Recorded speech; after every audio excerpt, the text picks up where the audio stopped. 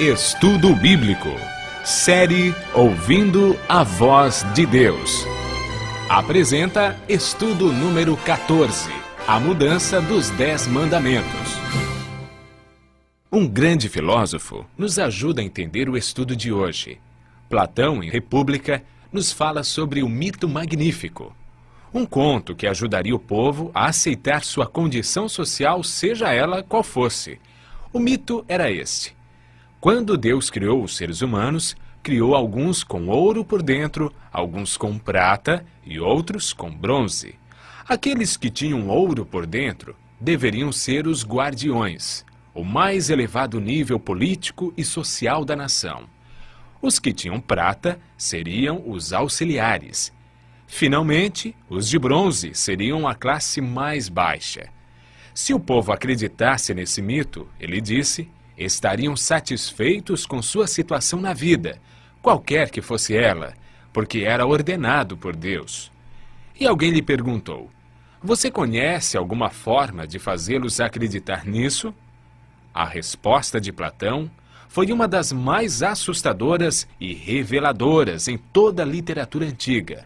Não na primeira geração, disse ele, mas você pode ter sucesso na segunda e nas gerações posteriores. Dê tempo suficiente a qualquer mentira ou mito, e um dia o povo vai acreditar neles. Quais são os costumes ou práticas que muitos creem ser verdade, mas não são? Hoje vamos estudar a lei de Deus e as mudanças que foram efetuadas pelo homem no decorrer da história. Os 10 mandamentos estão relatados em Êxodo, capítulo 20, versos 3 a 17. O primeiro mandamento é: não terás outros deuses diante de mim. O segundo mandamento proíbe fazer imagens, prostrar-se diante delas e adorá-las. O terceiro é uma recomendação para não tomarmos o nome de Deus em vão. O quarto mandamento requer a observância do 7º dia, o sábado, como o dia do Senhor. Estes 4 mandamentos referem-se ao relacionamento do homem com Deus. Os 6 últimos mandamentos tratam do relacionamento do homem com o seu semelhante. O 5º mandamento: honra o teu pai e tua mãe, para que se prolonguem os teus dias na terra, que o Senhor, teu Deus, te dá. O 6º: não matarás. O 7º: não adulterarás. O 8º: não furtarás. O 9º: não dirás falso testemunho contra o teu próximo. E, por fim, o 10º mandamento: não cobiçarás a casa e a mulher do teu próximo, nem o seu servo, nem a sua serva, nem o seu boi, nem o seu jumento, nem coisa alguma que pertença ao teu próximo. Essa é a lei de Deus, escrita pelo dedo de Deus e que reflete o seu caráter. A função dos 10 mandamentos é descrita por Paulo nas seguintes palavras: de maneira que a lei nos serviu de aio para nos conduzir a Cristo, a fim de que fôssemos justificados por fé.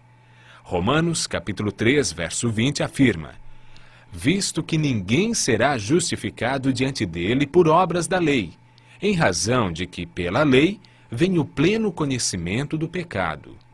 A lei revela o pecado, mas não tem poder para nos salvar, visto que sua função é condenar aqueles que permanecem no pecado. Quando o Espírito Santo nos convence de que somos pecadores e vamos a Cristo, recebemos uma nova vida. Podemos ver a importância da obediência aos mandamentos de Deus na vida de Cristo.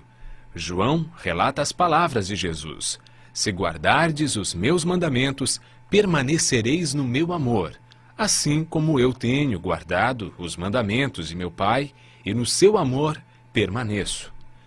Em toda a sua vida terrestre, Jesus viveu em conformidade com a vontade do Pai, expressa nos 10 mandamentos.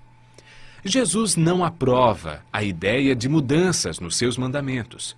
Jesus disse: não penseis que vim revogar a lei ou os profetas. Não vim para revogar, vim para cumprir. O sábio Salomão diz que tudo quanto Deus faz durará eternamente. Nada se lhe pode acrescentar e nada lhe tirar, e isto faz Deus para que os homens temam diante dele. Daniel, que viveu 600 anos antes de Cristo, recebeu uma revelação de Deus sobre a mudança dos 10 mandamentos. Ele declara em seu livro, no capítulo 7, verso 25, e capítulo 8, verso 12, que a verdade da palavra de Deus seria jogada por terra e que Satanás criaria um sistema religioso que proferiria palavras contra o Altíssimo, magoaria os santos e cuidaria em mudar os tempos e a lei de Deus, e os santos estariam nas mãos desse poder por 1260 anos. Esse período iniciou em 538 e terminou no ano 1798, quando Roma perdeu o controle político e religioso.